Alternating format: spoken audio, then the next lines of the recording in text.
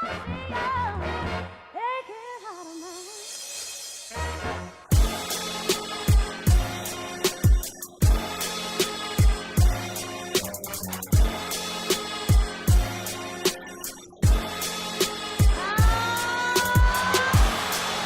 have a timeout. Decide not to use it. Curry, way downtown. Bang! Bang! Oh, what a shot from Curry! With 0.6 of a second remaining. Yo, what's up, everybody? This is the Outlet Pass Podcast. I am your resident JT McConnell, the homie's homie. More importantly, my real name, Justin DiVirgilio, sitting in the bedroom studio at 11:32 p.m. on Thursday, April 25th, 2019. Sitting to the left of me, guest host, friend, group chat recipient, Serv. What's up, Serv? What's going on? How y'all feeling tonight? I'm feeling great. And on the line in Boston, this is the first time we had more than two people on the podcast at once.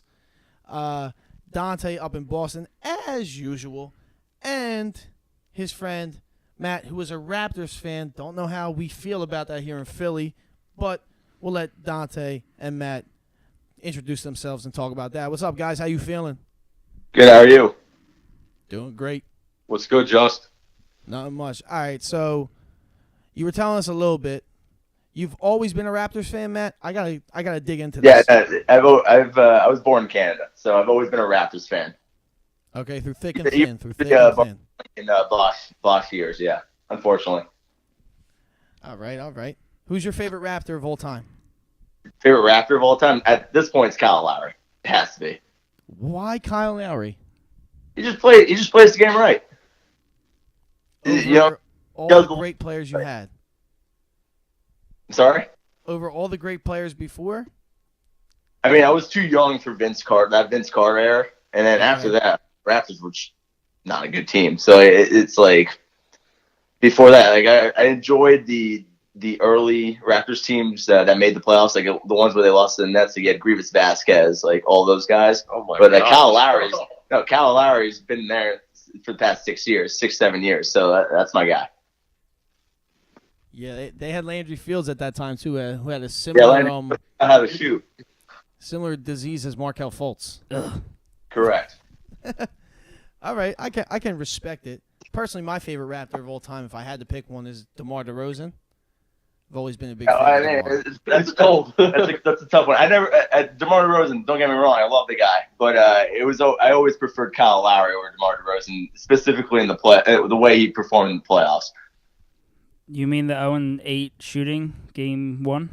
Both DeMar DeRozan and Kyle Lowry are just complete ass in the playoffs, but Kyle Lowry would bring you more than just scoring. So that's like DeMar DeRozan would give you 9 points on like 25% shooting, but Kyle Lowry could do the same, but also give you a bunch of steals, some drawn charges, good defense, all that jazz. So that's really where. Sounds like preference. All right. You're gonna have to explain your team. How are you gonna explain that? Like Kyle Lowry also has to do it in that department as well. Well, Kyle Lowry's not the problem with the previous Raptors teams in the playoffs were that Kyle Lowry was either your first or second option with DeMar DeRozan, right? Oh, no, I got you. I'm talking about now. What was it in the first round? Right now, it's like if Kyle Lowry has a bad game, he's the third or fourth scorer on this team. So you have Kawhi and Siakam in front of him. Do you hear that? Is it Kawhi's team now? I wouldn't say it's Kawhi's team, but it's Kawhi. The leading scorer, the guy we're going to go to when we need scoring, is going to be either Kawhi or Siakam. To me, it sounds like Kawhi's team. I mean, it's based on if your opinion is that the lead scorer is the guy that's leading the team, which I don't think. I'm not of that opinion. Yeah, I don't think so either, especially because Kawhi stays in. I mean, does Ben Simmons lead? Is Ben Simmons your leader of your team? Is Embiid your leader? Who would you say the leader of the 76ers is? Okay, so the leader of my team is the person who impacts the game the most. For the Raptors, I feel like Kyle Lowry Leonard. Game the most. And now, for the Sixers, that is certainly Joel Embiid most nights. So I would go Joel. Yeah, that's when Marc Gasol is going to shut him down, so it doesn't matter. Oh my Lord! Oh my God! I don't think that's going to happen. Even Okay. with Joel's bum knee. I don't Yo, think did it's going to happen. Mike Scott's not playing game 1, by the way? God forbid. We thought we had no. Mike Scott is a certified Raptor killer. That's big for you guys. He's missing game 1. Where'd you He's get that from? No, I saw that. That's a big blow for you guys. But at the same time, the Raptors are 2-14 in game 1, so we're legally obligated to drop game 1. All right. Hold on. Now, Serv is over here completely befuddled and confused that Dante dropped the news that Mike Scott isn't playing game 1. I didn't see that all day. Where did you get that from? I got that scoop somewhere. I saw it. Yeah, I Oh, agree. so- I agree with Dante. I saw it again today. Mike's. I believe it was Brett Brown that Said he said was that a miracle. he is not game planning for Mike Scott to be available in game 1. That was the news. It's not confirmed that he's out, but Brett Brown did say he's not game planning to have Mike Scott in game 1, which at the end of the day could also be a smokescreen to tell the Raptors to not try to plan for him. But take it as you will. That's the news that's out right now. Just the starters really got to come out and play strong because we really have no bench for game 1 at this point. Yeah, your boy Ben needs to come out and eat. Well, he should be our boy, but he definitely is mine. I stuck with him while you debated. Dante stuck by him like I don't know. I don't have a good relationship analogy. Something like a I don't know. Dante's like, I don't even know. You really stick by your man. He really is your boyfriend sometimes. Yeah, I took him out. We went to the Capitol Grill last week for dinner. You know what I'm saying? Don, I thought I was going to see you on the side of the Sixers bench instead of Kendall. I don't know where she's been at. I think she might have dropped him. To be honest. Probably. Ben's She been eating. stole him? Hey, I can't believe we're giving these Kardashians time right now. All right, let's get back to the pod. Let's talk about Siakam. Let's talk about Serge Ibaka and the mid-range jumper coming out. Because we ain't gonna be able to protect that. I'll tell you that. I imagine that'll be the most made shot in the entire series is the mid-range. I mean, now that you mentioned Serge Ibaka, that makes if Serge Ibaka is against Boban, which is what we're assuming is going to really happen, right? Unless Marcus Gasol gets in foul trouble early, which I can assume, and for a few of the games in the series might happen. JoJo can make that happen. But Serge Ibaka versus Boban, you guys, it makes Boban pretty much unplayable because Serge Ibaka can hit a mid-range jump shot. So, Out there. and then So at that point, it's going to be interesting to see how the Sixers try to react to that, try to guard that, because at the end of the day, if Serge is too athletic, too mobile to have Boban kind of guarding him the entire series. Yeah, I agree. for Boban, and then the only counter that the Sixers really do have in their deck of cards is Jonah Bolden, but he's inexperienced and doesn't have the muscle yet, doesn't really play a complete game at all times. So, yeah, that's likely. I'm not that worried about it, even though Ibaka does like to kill the Sixers. So maybe I should reconsider my thoughts. You might have made me think about it, but I'm way more worried about Kawhi and Siakam, as one should be. Yeah, I think Kawhi has shown, and again, I'm not going to preach the team the entire time, but Kawhi this isn't 2013 Kawhi because he got hurt and he's been out, and this is not like 2013 Kawhi. You could have put him on LeBron, and LeBron ain't getting any points. But again, Kawhi still eats Ben Simmons alive from what we've seen. Again, this is the playoffs, and now both teams have had a few days to game plan. But at the same time, Kawhi has shown that Ben Simmons is scared to put the ball on the ground around Kawhi. And Kawhi also is mobile enough that he doesn't have to sag off of him the entire time. So all those screens that you run for J.J. Redick, what you did against the Nets, because Jared Dudley would literally sit in the paint, and then J.J. Redick would come by and hit a three off the screen, it's not going to work against the Raptors. The Raptors are too long and too mobile with all of their players on the floor. It's not going to work. And so finding a way to get Ben Simmons active within the game is really the big thing that the Sixers are going to need to do during this series. It's a great point to bring up Ben Simmons. Right now we actually have another guest. We have our producer. We have a producer note that he wants to read us really quick. Yes. Hi, everyone. Listeners of the Outlet Pass podcast. The producer note is per Black Sports Online, BSO for short. Kendall has been hoeing and stepping out on bed, which means that Bendel is now over. Thanks, Dante. Back to you guys.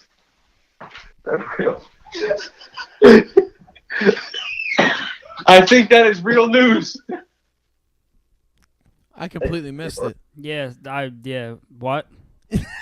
Apparently, Kendall and Ben Simmons are no more, according to our producer. So wait, so we're breaking news. The bottom, like it's SportsCenter because of that. Nah, I'm cool. I mean, it is not very relevant to the series. I mean, he could be emotionally attached. I don't know, but I know Dante is. But I am. I am concerned. he's I need him. concerned. Sorry, he's a concerned friend. I feel that a sorry fire your was boyfriend just lit. went through a breakup. I feel that a fire was lit with the Jared Dudley, and that's why Ben Simmons really turned it on. And I think if Kawhi frustrates Ben, and Ben turns the ball over in Game 1, it might get into his head, and it might be frustrating for him. So I'm concerned that a Game 1 is really important in the series to come out on a good note. With that being said, I think it will go 7 games. Okay. Now let me address the Ben Simmons thing.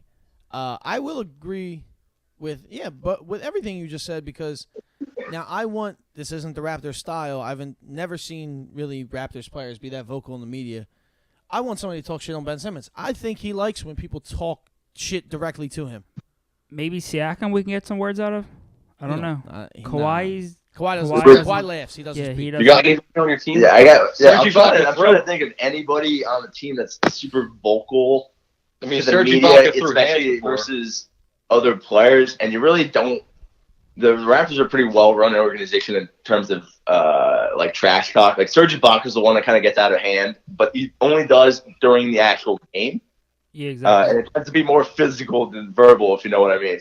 So the fight Marquise Curris. Yeah, and I was just about to say, I feel like the Raptors organization, well, as far as the players, they I feel like they're just they're a mature team. I don't think they stoop to the level of using the media to voice how they feel. They'll just do it on the court. Once they're off the court, it's over with. That game's done. Yeah. They don't look back at it. I think if trash talking is what gets Ben going, it kind of worries me because I feel like he should kind of be ready to go at all times. I feel like trash talking shouldn't be like, okay, you're going to say X, Y, and Z about me. All right, now I'm going to go in attack mode. I feel like you should be in attack mode from the first time that the ball goes up at half court. Now, to play devil's advocate, is that as a Ben Simmons fan, he's never really been challenged to such a degree that he has been in the NBA up to in his basketball career. He was always the man in high school. He was the number 1 pick before he stepped on the campus at LSU. So, kind of what do you expect? But then you could turn around and tear that argument to pieces. I could see that, but that is my reasoning. Right. If I'm a Ben Simmons supporter. Yeah, what do you guys think about that? I think just seeing how we know he can all go into that attack mode where he can drop 30 if he wants. I shouldn't say if he wants to, but he can get to 30. Yeah. But most games he's sort of relaxed and he tries to just feed everybody. I feel like he's got to be a little bit selfish sometimes. And I feel like once he's in attack mode, it's okay, now it's not a 4-on-5 on offense. It's now a 5-on-5 game. And you got to... I think on offense, he's actually going to have to play some of the 4. You're going to see some of it happen. Jimmy Butler's definitely. Go all up. Point Jimmy is coming out this series. Wing. What? I enjoy Point Jimmy. Point guard Jimmy Butler is definitely You're going to see a lot of that to try to pull Kawhi out so he doesn't wreak any more havoc necessary.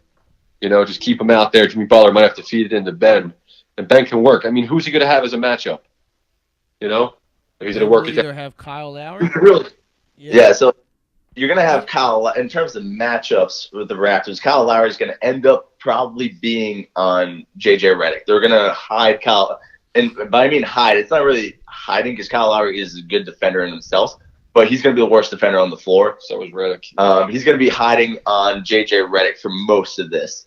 You're gonna have Danny Green probably guarding Jimmy Butler, and Danny Green's a good enough defender. I mean, Danny Green, has he been a pro before?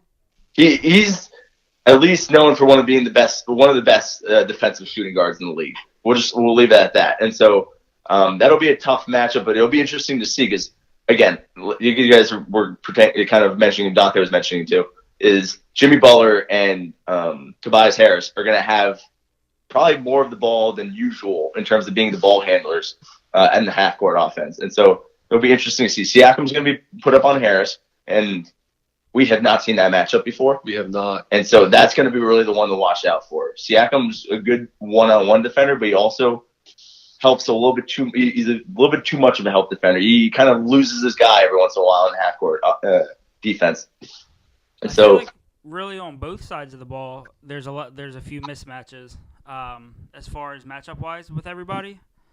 So I'm actually interested to see like what the rotations will be. Who's going to be guarding who? If we can get Kawhi switching off on a few different people and gas him out, that would be great. But the dude's a machine, so. yeah, the problem that the Sixers run into, and this is why people say the Sixers match up the worst against the Raptors pretty much in the league, is that every single player on the Raptors can theoretically guard every single person on the floor in a decent enough manner. And so even if you have someone that's Simmons switching onto Lowry, even though he's way taller than him, it still ends up working out for the Raptors.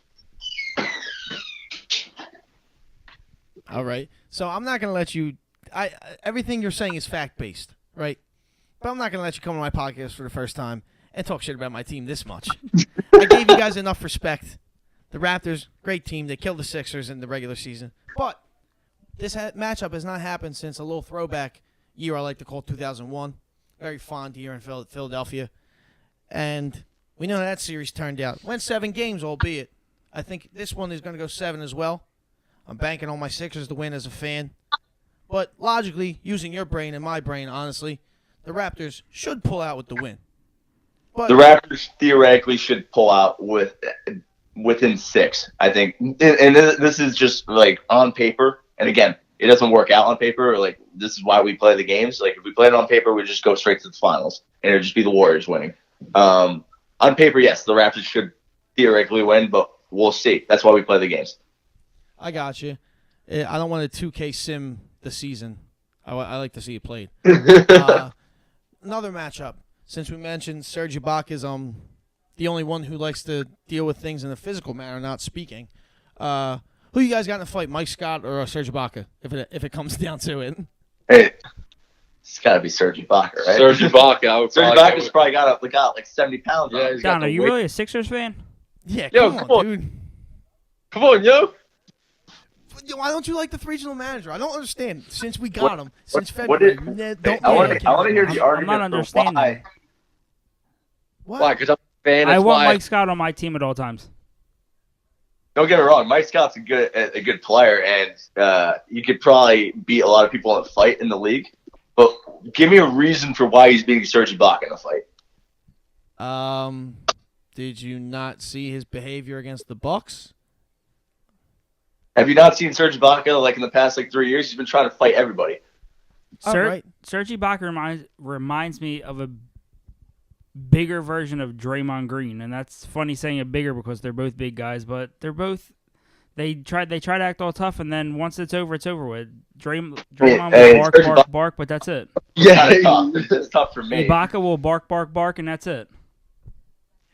Nah, Ibaka throws the hands. I got to give him that, but I'm only rolling with Mike Scott Damn, because of his Serv, tattoos. you really He's the are regional blinded manager. only by the Sixers. I'm rooting Serv with only wants the Sixers, nobody else. Let me tell you that. Nah, that was- Sixers are winning the finals. Yeah. Yo. Hold on. It's Justin speaking. I'm just saying Mike Scott ain't no bitch. That's the only reason he's not winning. Somebody with that level of confidence going into the fight, I kind of want to bank on them. Serge Ibaka does a cooking show. Doesn't really sound like it sounds like he can't really fight that well. It was fire, I don't buddy. know.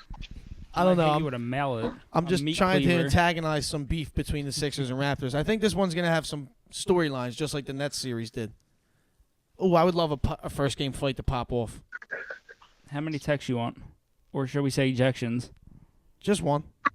All right, so we have another producer note about Serge Ibaka. Hi, again, welcome to the listeners of the Outlet Pass podcast. Just a little quick producer note here. Serge Ibaka, it is known that he cannot connect with punches.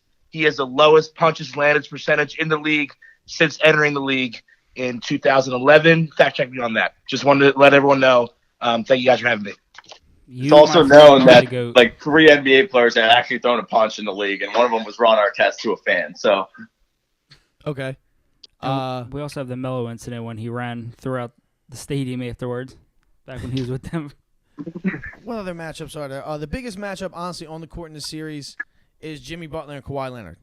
Jimmy Butler is going to be running around playing defense on Kawhi Leonard like a madman, and hopefully proves that he is one of the elite on-ball defenders in this league to trouble Kawhi. I feel on the offensive end though, Ben's going to get stuck by Kawhi, and it's going to be frustrating. And I'm fearing it because you're going to see it often. And Ben can't become a ghost in the half-court offense. So we're going to have to figure out how he's going to. That's up to him. Go right at him. What I've been enjoying, have you seen the pick that the wings have been running in the middle of the the little curl play right in the free outside throw line yeah, area? Exactly. JJ pushes two to try to get them on the angle, and then Ben comes for the lane. They've been doing that a lot with a lot of the guys coming off around. So yeah, I think Brett Brown's finally getting used to what works with us, I think. So that's good. We're putting up a lot of points as well. Well, the team has only played 15 games together. So it's understandable. I love how it's such a strong notion in Philadelphia that Brett Brown needs to be fired after any game. I see it all the time on my phone. I don't understand it, and I don't know. That's one of the things, because if they lose this series, people are going to be calling for his head. You brought up coaching, so who has the coaching edge in this series? There is really no coaching edge in my mind. Nope. I don't really think so. I think Nick Nurse is a good coach. I think he fixes what Dwayne Casey had a problem with, which was timely timeouts and rotations. But yeah, I don't think there's any. There's no Brad Stevens type of this coach is way better than this, or a Greg Popovich kind of situation in the series. Both coaches are, neither of them are going to lose the series, neither of them are going to win the series for their team either. That's a fact. I can agree with that. Yeah, I'm on board. Let's see. It's going to be, I don't know, man. I really expect who's the person I want from the Sixers to step up the most is someone who was mentioned earlier that could be a problem because he can't play defense. I think Boban has to get quick points just like he does anyway. If he does Boban things, I think his defense will be okay. Especially with a nice second quarter run. I feel like the Sixers should try and get out in front in the beginning of each game if they really want to win this series. Yeah, no, Boban needs to give your bench what he did against the Nets. He was running around like Godzilla in Tokyo, against the Nets, because the Nets legitimately didn't have anybody over 6'5" on their team, and so having Boban get your quick points, that's really what's going to come down to it, I think, too. Is like we've been talking, all these matchups with the starting fives, they're pretty even, which means that it's going to come down to the benches. And the Raptors bench currently looks way better on paper than the Sixers bench does, so you need to kind of even it out. And so I agree with that point. And don't let Boban's little mid-range game fool you. You give him that shot. Yeah, but I think Ibaka can come out a little easier, out to defend that. So we'll see. But I think it's going to come down to the starters for the Sixers if we really want something to happen. So I look forward to Saturday. Best case scenario, because you just said Ibaka coming out to play defense, I just imagine Boban putting the ball on the floor and then making a spin move in the most majestic of ways. And not even jumping and just dunking on somebody. But it's not realistic, so... But that would be nice to see. All right, real quick, predictions for everyone. We might have peppered them through that conversation. I'm going to go first. I'm going to say I'm going to go Sixers and 7. Why not? That's who I want. I still think the Raptors are going to go. Yeah. It's two different ones. So my biased opinion, and because I love the Sixers, I want them in 7. But I feel like it's probably going to be Raptors in 7. But it's going to be a close fought battle. And it's really going to push every starting player, even bench, to the limit, I feel like, in this series. It's going to definitely take a lot out of them. It's not going to be easy. And, yeah, I just think that you sound tired explaining. Okay. Before we wrap up with the Raptors selection. Had a rough day today. Sorry, bear with me. I did put the Raptors in the finals in our last podcast. That was said. So I will stick with that. But for my hope, I do hope we win in 7. I believe that if we do have a strong game 1, we will win the series. But that comes down to a strong game 1. Whoever can take a home game, or I should say an away game, I think is going to win the series. Thanks, Damian Lillard. Yeah, Matt, hit us with your Without prediction, further Raptors, ado. man. Yeah, I disagree with the the home game thing is, like I said before, the Raptors are 2-14 in game ones. It's clearly kind of a mental block that the Raptors have always had with game one. So they dropped game one against the Magic. Although it did take DJ Augustine looking like Kyrie out there to have them win. So I wouldn't panic completely if the Raptors lost game one. I still think Raptors win in 6, and I think Raptors win in 6 to kind of combat that they might drop game one just because it's what they've always done. I think it's going to be a really good series. I think it's harder to predict. I think Raptors fans are a little bit too confident going into this series just based on the history. And again, I'm still confident, but at the same time, Sixers have a great team. And so Raptors in 6 is my official prediction. All right. Well, thank you guys. You guys have anything to say before we hang up and you guys go about and enjoy your night and we finish the rest of the pod? Yeah, sure. I wanted to add we had our producer, Nick Wells, helped us out with this one. It was pretty fun. Thank you, Nick. So just want to throw that in there, and we look forward to the series. We'll update you with some more stuff soon. All right, peace out. Later. Well, that was fun. I think before we get off that topic, I think it's a test of who's got more heart between both teams. And you determine who has more heart how. Who just gives it their all. So someone who's just going to lay it out. So you want to see let's paint the picture. You want to see people sprinting super hard on defense if they get blocked. You got to get back.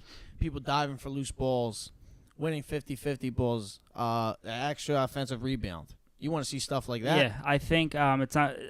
You're going against the Raptors. You're 1-3 against the season. It's not going to be easy. You can't just jog back on defense. If you miss a shot, you can't just stand there looking at your shot and then you brick it. I think you have to just literally take every stride playing the series serious. You just have to give it 100%. And that's all. That's all I want. If we lose and I can feel like they gave them their all and they left everything they had out there, I'll be fine with that.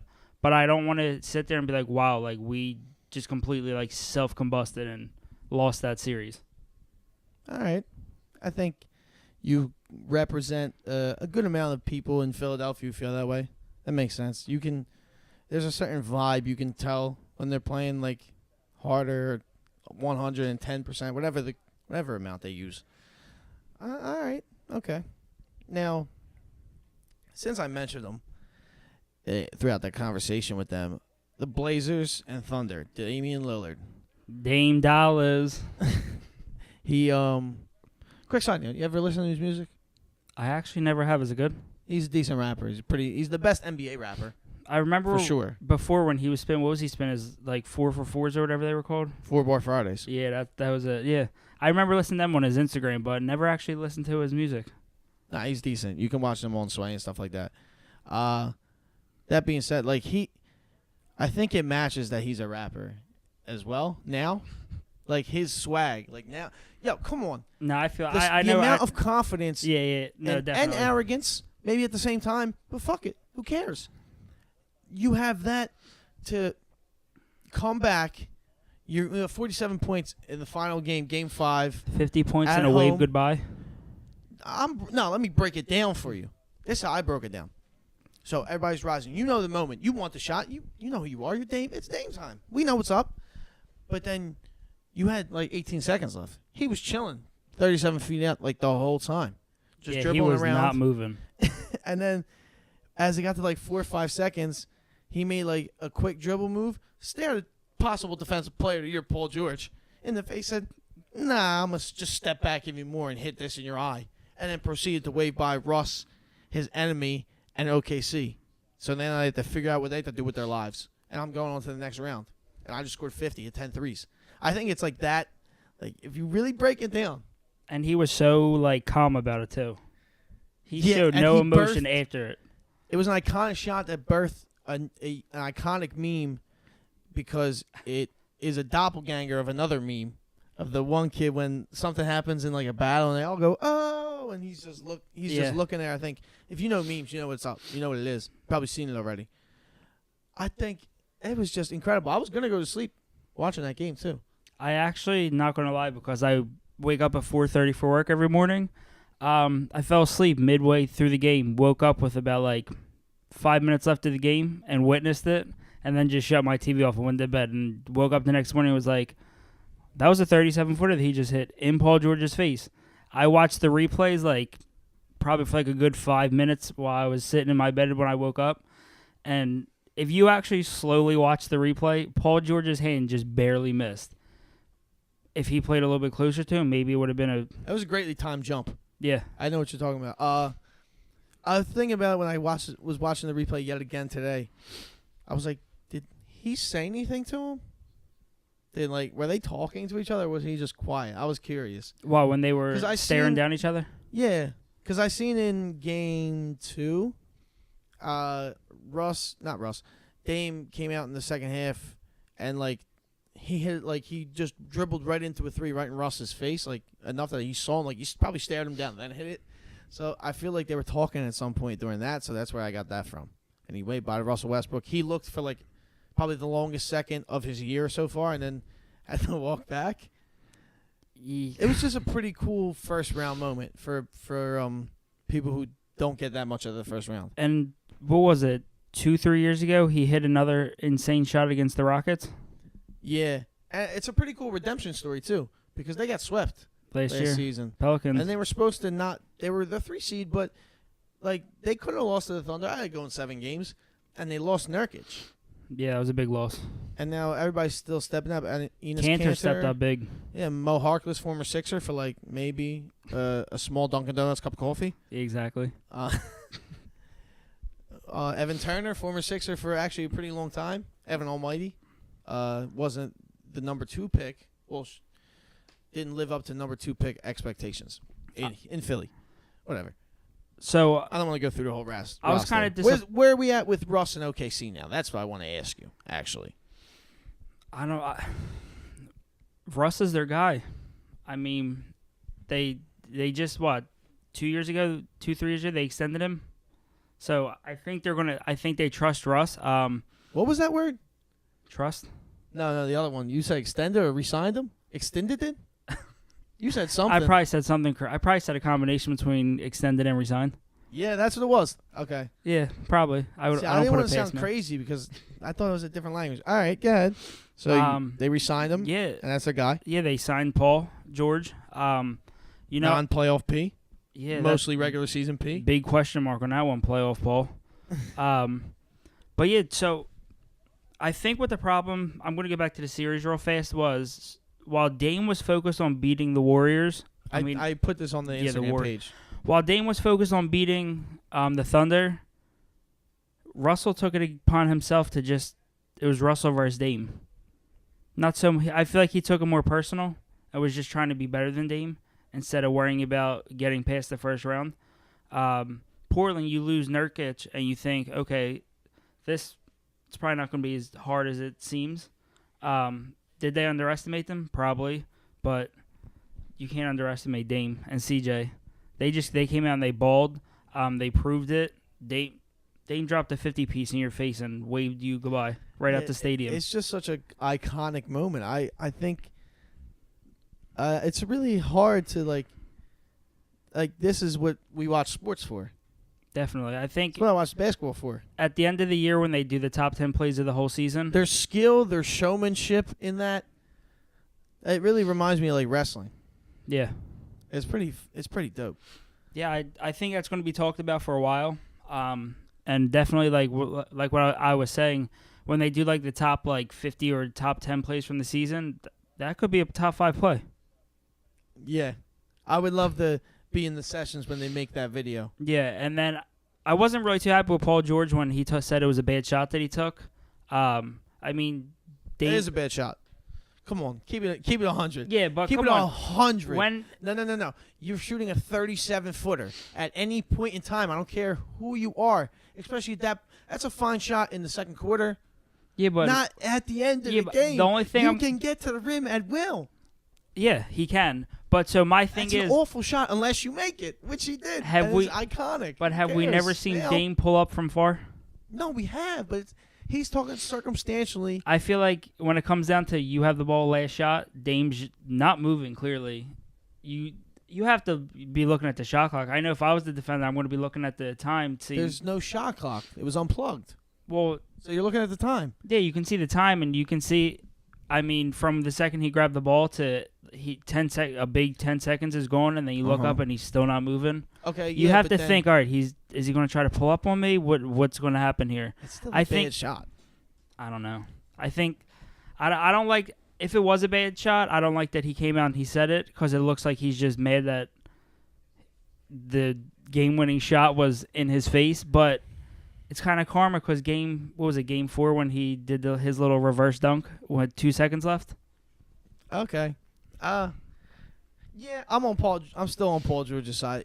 Yeah, I love Paul George. No. I don't know. Bring it back. That's what you think. You think Paul George is wrong, and you think he's upset because they lost. Yeah, definitely. Understandable. That's your take. Don't take it, but don't say you love Paul George No, after this. That's how you feel. No, that's how I feel. But you Okay, can good. Still No, don't say but. Yeah, no. You can still. You can still like somebody, but Yeah, I just want exactly. to know on this issue. I on don't care this if you issue. like No, him. yeah, I'm. Just be quiet. Okay, cool. Got you.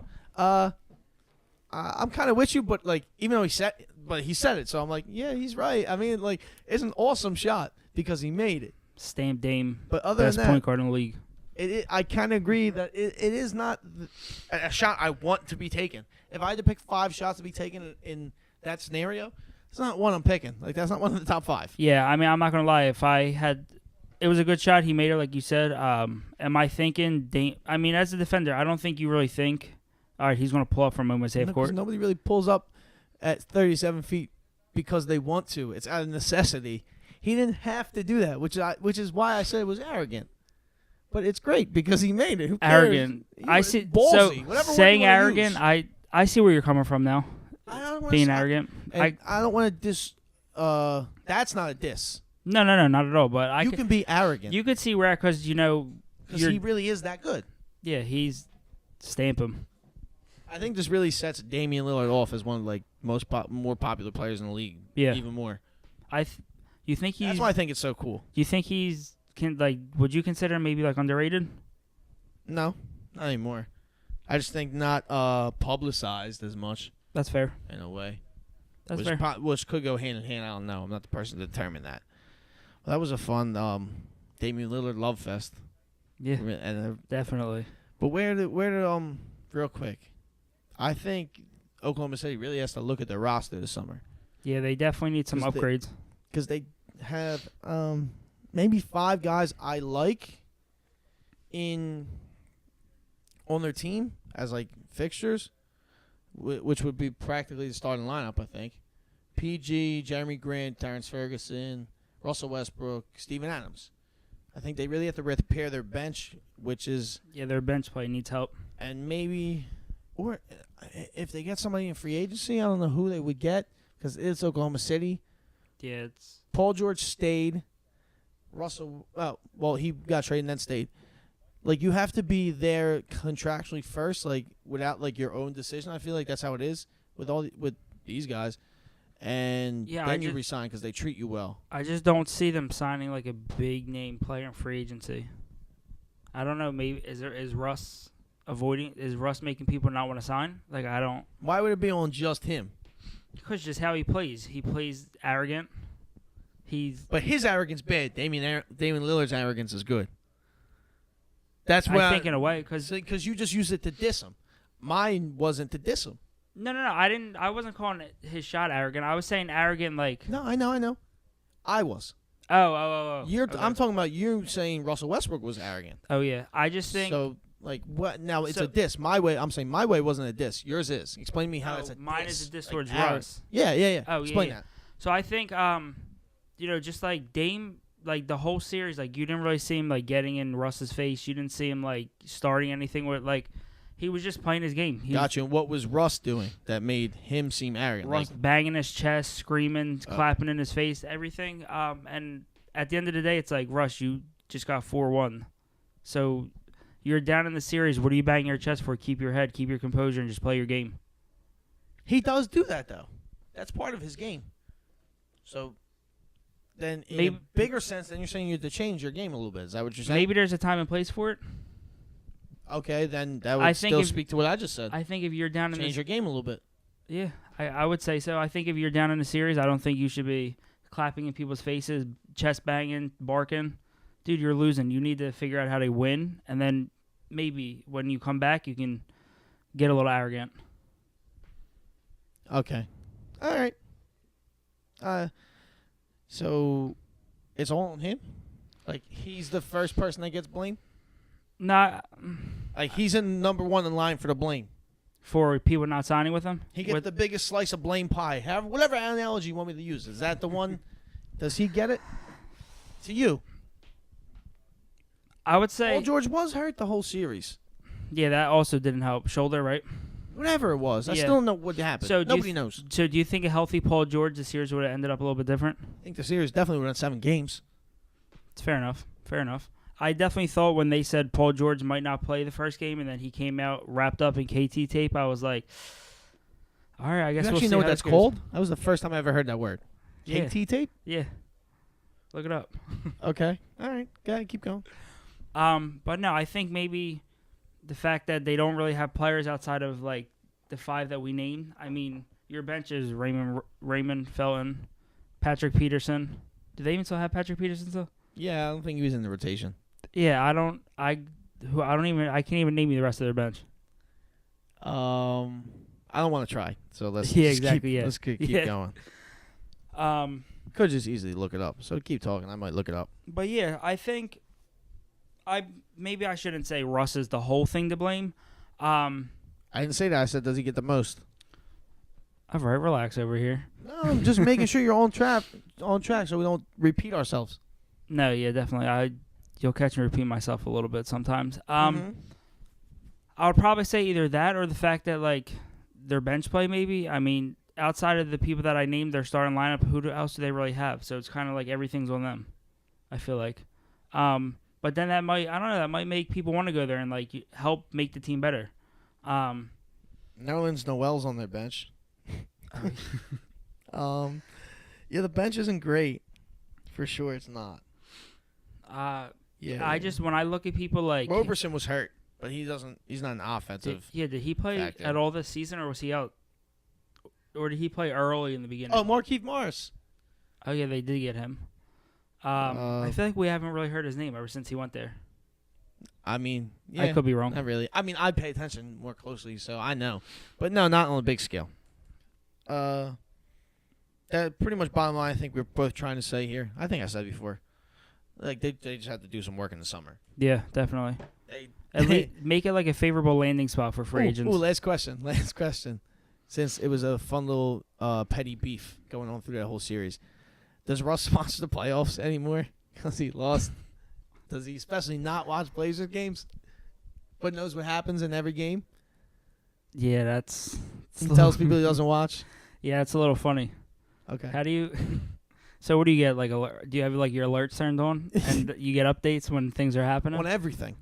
Snapchat. No, not Snapchat. Instagram, Twitter, you get notifications. You're paying attention. Yeah, But yeah. you're not. You don't. He's watching. He just don't want us to know. He might be listening when we He drop hate it. watches. You ever hate watch something? That's what I'm getting at. Yeah. I never have. I think that's such like a crazy concept. Yeah, no, it definitely don't make sense when you think about it. But just knowing like What when have you hate watched? So if I'm laying in bed and my girlfriend's over and she tries to throw like Teen Mom on, I'm like, come on, like you have to put this on, and it's just like on my TV. Can't really try and go to sleep and you hear girls screaming. I'm like, I guess I'm up till the show's over and you have no choice but to look on your phone. And she's like, come on, let's spend time together. And I'm like, I don't want to do this. yeah, that's not what I want to do. But I mean, You bite we the bullet. yeah, we basically, but yeah, definitely. All right. Hate watching 101 with Serv, for sure. Yeah, exactly. What's this series? We gotta cover some sweeps. The Bucks swept the Pistons, and the Celtics swept the Pacers. So let's start with the least amount to say. The Bucks were dominant. Yeah, exactly. If you watch the Bucks all season, you understand that the legend of the Greek Freak has grown. Best team in the league. Yeah, statistically, record-wise, you just know they took care of business. They did what they did. There's nothing really much to say because Detroit isn't that relevant. I think they'll still remain in the same spot next year. Maybe miss the playoffs. They're still in they barely just made it this year. Yeah, they're in where the Sixers were last year, which I hate, is purgatory. You never want to be just outside the lottery. And you never just want to make the first round lose. Yeah, because you might as well just tank and get that lottery pick. I mean, you might as well just wind up in the lottery because lottery's up to works. pick 14. So that's where the Nuggets were last year, the last 2 picks, and one of the best rookies in the league right now, Shai Gilgeous-Alexander, was like 12 for the Clippers, but it's off on a tangent. Yeah. The Bucks and Pacers, not Bucks and Pacers, same division, excuse me. Celtics. Pacers. Interesting. I was a little shocked by a sweep. Yeah. I mean, I would have given the Pacers maybe one at least at home. I was shocked just because they're similar style of play, like they play similar. It's just they had their best player was out. Oladipo? Well, yeah. Indiana's best player in Oladipo, so it was just a real tough watch. All the games were close. Some memorable games. It was just crazy seeing that Bogdan Bogdanovic was he was basically like their main guy. Had to be the main guy, which isn't ideal. You know, there's 2 Bogdan Bogdanoviches in the NBA. Yeah, one's on the Kings. Yeah, he's like a second-year player. Is he like his little brother? Like barely off, they spell it. They spell it a little differently. One puts an asterisk, one puts like a arrow. No, over. one has like a DG and one doesn't, or one has a J. I don't know. I think J. I think I saw J. These Eastern European names, I don't know. That nothing really talking about the Pacers series. We're talking about Eastern European names. Way to go off on that one.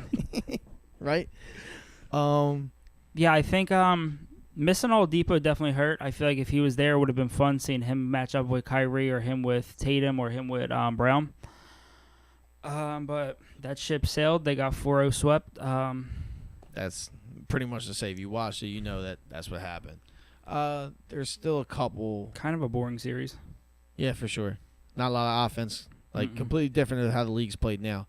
And the Western Conference still has 2 more interesting series. Did we go through all of them? Oh, no. The Rockets beat the Jazz 4-1. Last night. One really big thing about that, because the Jazz could have came back, but we don't have to talk about Game 5, because I don't think the Jazz are making too many big moves. It's their second year playoffs, second year with Donovan Mitchell as like the best player on the team, or one of the best. So I think they're just going to continue progressing. Yeah. I think they're going to continue progressing. Yeah, I think they're in a good spot for now. They have a decent rotation, decent starting lineup. I think for them it's really only up unless they lose somebody. Quinn Snyder's a pretty good coach. Yeah, I think they just got to build upon what they already have. For sure. The main thing I want to say is that the Rockets are waiting for the Warriors and Clippers series to end. And you know how Daryl Morey is obsessed with beating the Warriors. For sure. Rematch. I know, but he's been obsessed with beating them for a couple of years now. Yeah. Probably since they got Harden. Yeah, around that time. Well, no, they got Harden in 2013. It's been a while. Yeah. That's crazy. Yeah. What was his last season with them when Thunder went to the championship and lost to Heat? Yeah, the next season they got them.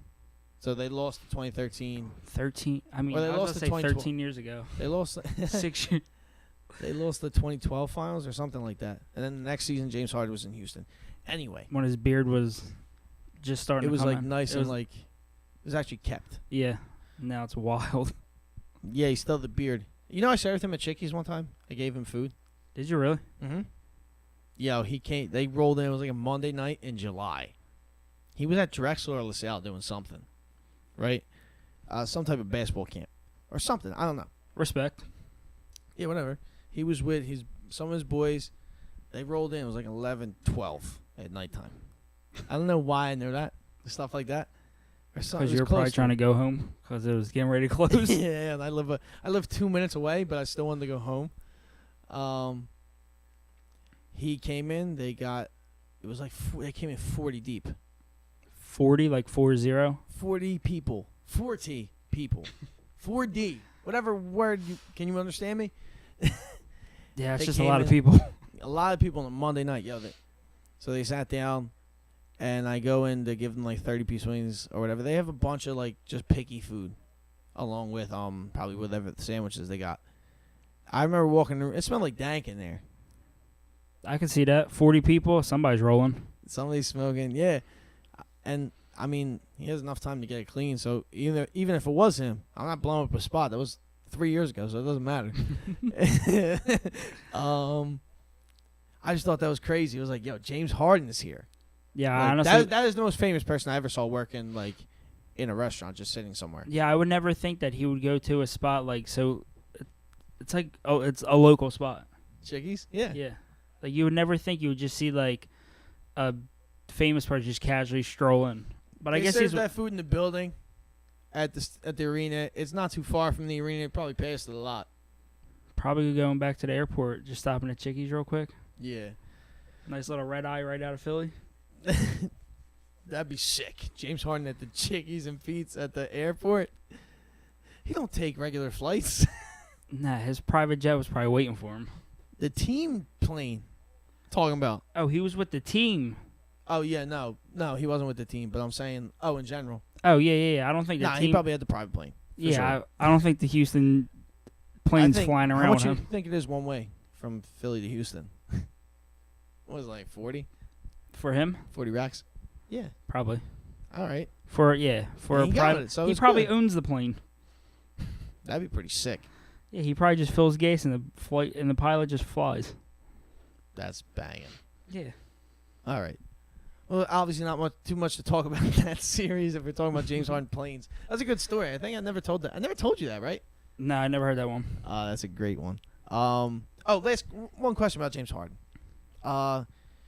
Do you think it can happen again, him starting over 15 or whatever he did, over 19, whatever the fuck it was in that one game? Shooting wise? Yeah, he started in game 4 or game 5? Game 4, I think they won. Over 15. Oh yeah, he only had like 22 points or something that game. Yeah, and it was all because he started hitting them late. Well, started making shots late. Yeah. I mean it's rare, especially because the season he had and how many games did he have where he was scoring like over 40 points a game? He went on a roll for a minute. It was the thing was 30. He broke that streak. It was like 30 some games. Yeah, and then crazy. he also had a few 50-pointer games in there, so it's like odd seeing him. Most 50-point triple doubles in NBA history. Whatever. Yeah, so it's definitely odd seeing him when he starts out 0 for 15 or 0 for whatever he was. I think he'll be fine though. Yeah, I don't think we see that again. He's such a good scorer at what he does. Like it's hard to, like some of those nights are gonna happen. It just happened to happen. Then I don't think, like he can't disappear. That he's gonna have to change his narrative of being someone who disappears in the playoffs because he does at certain times. Especially like I remember, you can see like you know how you talking about earlier, like you can see them play hard. Yeah. You can see him quit. You could in the past. Yeah, you can definitely see when he's just putting up 30 shots a game and missing half of them. When he's just pulling up casually, wherever chucking. he wants. Yeah. I think it's a different type of focus. I hope it is. For the sake of the league, just because it would be a fun mix-up if the Yeah. Western Conference Finals is different this year. Yeah, definitely. So, last year, they lost to the Warriors in 7, correct? Yeah, because they missed 18 straight threes in Game 7. And no Chris Paul. He got so hurt ne- in, like, yeah. Yeah, so now we're looking. We're waiting for the Warriors. In the second round, a healthy Chris Rockets team. Paul. Exactly. So, I think it could potentially go 7. They go 7 again.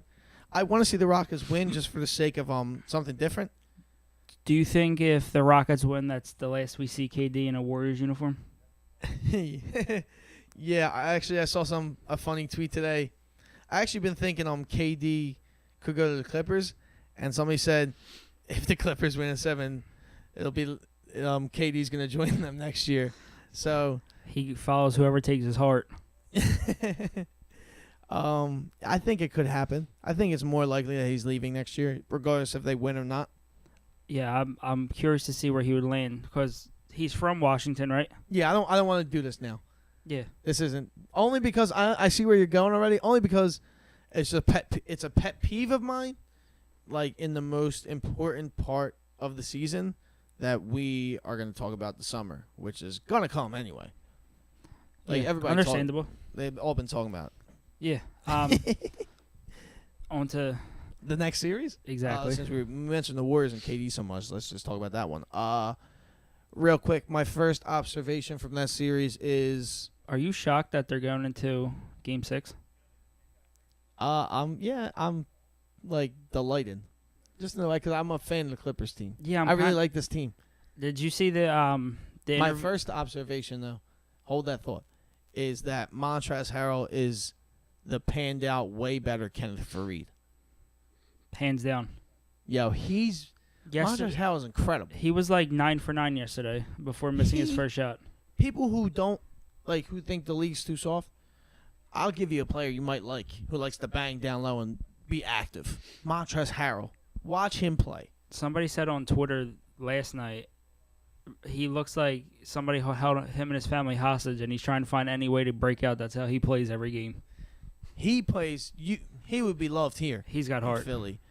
That was the first thing I noticed. Dude, he's so good.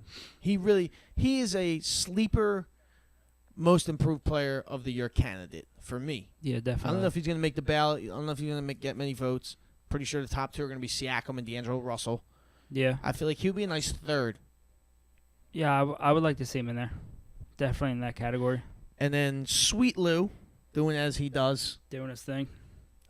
That fading jump shot to the left. The Clippers It's have all too familiar. We used to see that all the time in Philly. Louisville.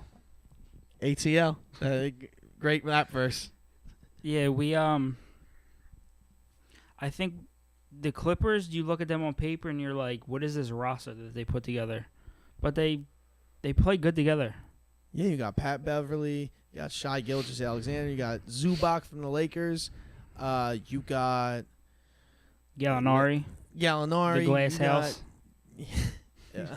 You got Garrett Temple, you got JaMychal Green. I can JaMychal name Green their was hitting players. some threes yesterday. Yeah, they're decent. They're just a really decent team. And if they keep everybody, I know Pat Beverly is a free agent. Yeah. Now we're talking about summer, but they would be a lot better. They were supposed to be left for dead anyway. After they keep talking about trading Tobias Harris. Yep. And so that's where I was going at yesterday. The reporters said I think it was Montrezl Harrell, Pat Bev, and somebody else on the podium, and they were talking about just like all the trades and everything and how they were supposed to be. The Clippers got scraps from all the trades, and Pat Bev responded with cap. All right. That's cool. I'm not the biggest fan of that slang, but I see what you're saying. I feel you. But yeah, I mean, He likes having that chip on the shoulder, though. I Yeah. like that answer. I mean, they like it. They like being doubted. It's cool. It's a really cool story. yeah, it's definitely being an underdog and being in the fight still. Yeah, I enjoy that. I think if they keep the core of this roster together, this is me projecting, me contradicting myself a couple minutes later. We'll put it like this: if they can land a free agent this summer, they'll be good. A big tier free agent. I think they're slowly shifting. I think sometime at some point, Laker fans may switch to being Clipper fans, more Laker fans, because the team's good. The team has a story, and then they'll get a big guy. I think it's gonna be interesting. They play in the same building still. I don't think that's moving. That should move though. Haven't heard anything on that. But yeah, Game 6 is gonna be crazy. The thing is, they won twice in Oracle, and they can't win at home for some reason. Yeah, could you imagine if they could have won at least one home game? Nobody's ever beat the Warriors in back-to-back road games since the 2016 Finals. Yeah.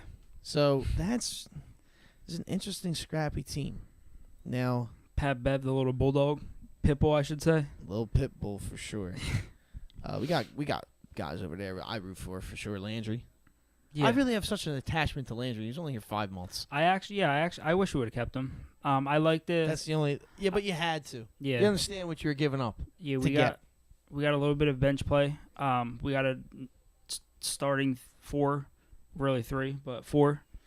So I mean, I'm happy with the trade. It sucks we had to lose him. Yeah, I we wish don't we have to could talk have about the trade. I was just reminiscing about Landry. All the players are pretty good. Yeah, I like that team. He's doing good out there. I wish him well. We got one more series left now. The Spurs and Nuggets. Now, as of 2 right versus now, 7.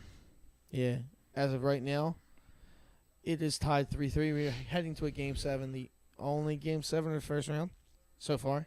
Yes. Because we don't know if this Warriors series is going to go to Yeah. Game 7. Can you imagine one seed getting taken to Game 7? Yeah. I would like to see that happen. I bet it'll, no, let me not say that. I don't feel like, because I'll be a hypocrite again. I have these own thoughts in my head. I'm not even going to explain what I'm talking about. But Denver and the Spurs. I think this is going as I thought it would. I think Denver prevails. They have the last game at home, so that's where they'll get it done. Yeah, I could see that happening. I would like to see the Spurs pulled out. I've actually missed like a good amount of these games, yeah, but I've kept up with what's happened. West Coast games, the I later like them, ones. but it's just Yeah. I've missed them. I live for night 10:30 games because nothing's on TV and you're just like, all right, it's the playoffs. There's a game on every night. Yeah. But staying up till like 12:30, 1 in the morning, getting up for work at 4:30, it definitely takes an effect on you the next morning.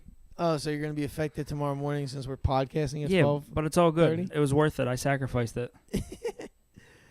I feel you sacrifice for the pod, not for the Nuggets and Spurs. No, that's what I'll pass on that. Yeah, that's what highlights are for.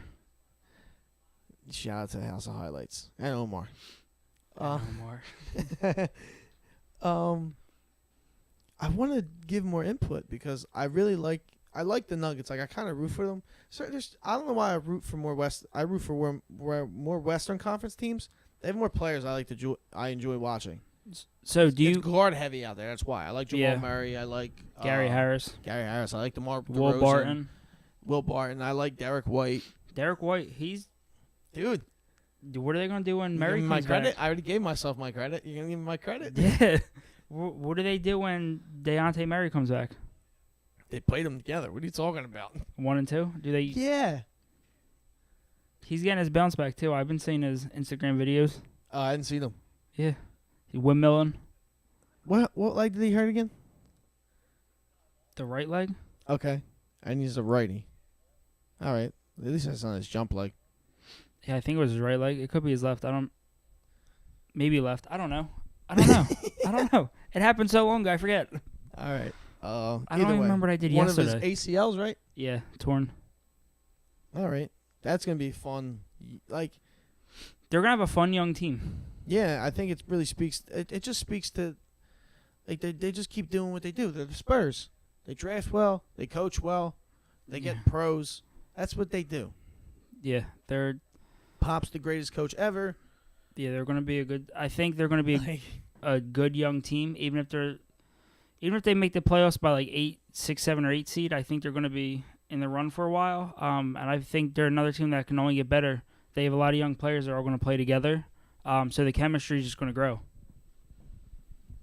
yeah, they need somebody who's dominant on their team. That's what they're missing again. I don't really have anything else from that series. Jokic really stepped up tonight. Yeah, he had 42 and 12 and 9, almost triple double. Yeah, I think that's such a sexy stat now. It just makes me hate it. What, triple doubles or? Triple doubles. You ever Yeah. you heard a song so many times, like you still like the song, like it's it's awesome, but like you heard it so many times, like fuck this song. Yeah, it's like another triple double kind of. Yeah, it's like shut up. I feel like they're so frequent nowadays.